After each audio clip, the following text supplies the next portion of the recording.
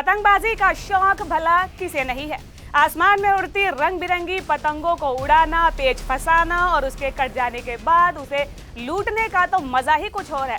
लेकिन यही मजा आपके लिए सजा भी बन सकता है। शायद आप जानते नहीं होंगे कि अपने देश में पतंगबाजी को लेकर एक ऐसा कानून है जिसके तहत आपको परमिट लेने की जरूरत पड़ सकती है। बिना लाइसेंस के पतंग उड़ाना है गैर कानूनी। नियम के उल्लंघन करने पर 2 साल तक की जेल, 10 लाख रुपए तक का जुर्माना। पतंगबाजी को लेकर क्या कहते हैं नियम और कानून। मकर संक्रांति हो, 15 अगस्त हो या फिर किसी भी तीज पर्व का त्योहार ही क्यों ना हो, पतंग उड़ाने का शौक तो हर कोई रखता है। लेकिन हमारे देश में पतंगबाजी को लेकर कुछ ऐसे नियम और कानून हैं जिसके बारे में लोगों को जानकारी ही नहीं है। आप तो ये भी नहीं जानते हैं कि पतंग उड़ाने के लिए लाइसेंस की जरूरत होती है और उसके बिना पतंगबाजी करना गैर कानूनी है। आज के इस पैकेज में जान ही लीजिए वो कानून जो कि आपको जेल की हवा भी खिला सकता है।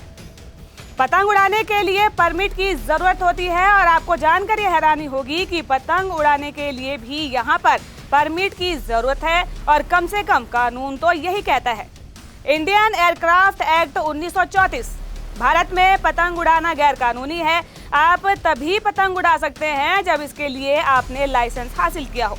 अगर आपने कानून का उल्लंघन किया तो 2 साल तक की जेल की सजा हो सकती है और इसके अलावा 10 लाख रुपए तक का जुर्माना भी लगाया जा सकता है। आप सोच रहे होंगे कि आखिरकार पतंग उड़ाना कैसे गैर कानूनी हो सकता है। इसकी वजह यह है कि कानून के तहत ये भी एयरक्राफ्ट के दायरे में आता है। इंडियन एयरक्राफ्ट एक्ट 1934 के तहत एयरक्राफ्ट की जो भी परिभाषा दी गई है उसमें पतंग भी शामिल है। और सिर्फ पतंग ही क्यों, उड़ते गुब्बारे, ग्लाइडर और एयरक्राफ्ट की श्रेणी में आते हैं। क्या कहता है इंडियन एयरक्राफ्ट एक्ट 1934?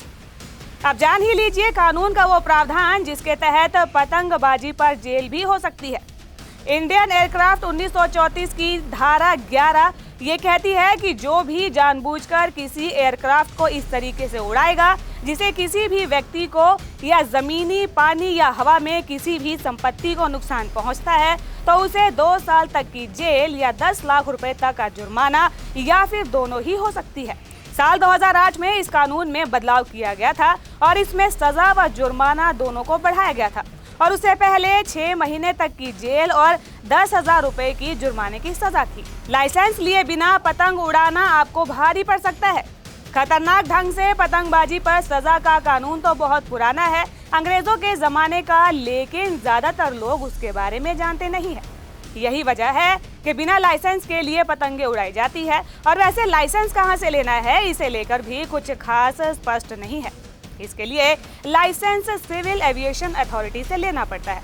2018 में कुछ एक्टिविस्ट ने बड़े पैमाने पर सिविल एविएशन अथॉरिटी के पास पतंग उड़ाने के लिए लाइसेंस के लिए आवेदन किया था। उनका उद्देश्य इस पुराने कानून की विसंगति की ओर अथॉरिटी और लोगों का ध्यान खींचना था। कुछ राज्यों में संभवतः लोकल पुलिस स्टेशन से भी लाइसेंस लिया जा सकता है। पतंगबाजी के खिलाफ हाईकोर्ट में डाली गई थी याचिका। दिल्ली हाईकोर्ट में एक याचिका डालकर राष्ट्रीय राजधानी में पतंगबाजी पर प्रतिबंध करने की मांग हुई थी, लेकिन अदालत ने इस याचिका को खारिज कर दिया था। जनहित याचिका में ये मांग की गई थी कि दिल्ली में चाइनीज माझा पतंग उड़ाने, उसकी खरीद, बिक्री, रखने या कहीं ले जाने पर प्रतिबंध लगाया जाए। इसके लिए दलील ये दी गई थी कि शीशे की परत चढ़े माझा से कई लोगों और पक्षियों की हादसे में मौत हो जाती है। दिल्ली हाईकोर्ट के तत्कालीन चीफ जस्टिस सतीश चंद्र शर्मा और जस्टिस सुब्रमण्यम प्रसाद की बेंच ने कहा था कि एनजीटी पहले ही चाइनीज मांझे पर बैन लगा दिया है, लेकिन पतंगबाजी को बैन नहीं किया जा सकता है क्योंकि ये सांस्कृतिक गतिविधि है और इसे धार्मिक गतिविधि से जोड़ा भी जा सकता है। पतंगबाजी से जुड़े नियम व कायदे कानून की जानकारी आपको कैसी लगी हमें कमेंट कर जरूर बताएं और ऐसी ही कुछ अन्य जानकारियों के बारे में जानने के लिए जीजीसी को लाइक, शेयर और सब्सक्राइब जरूर करें।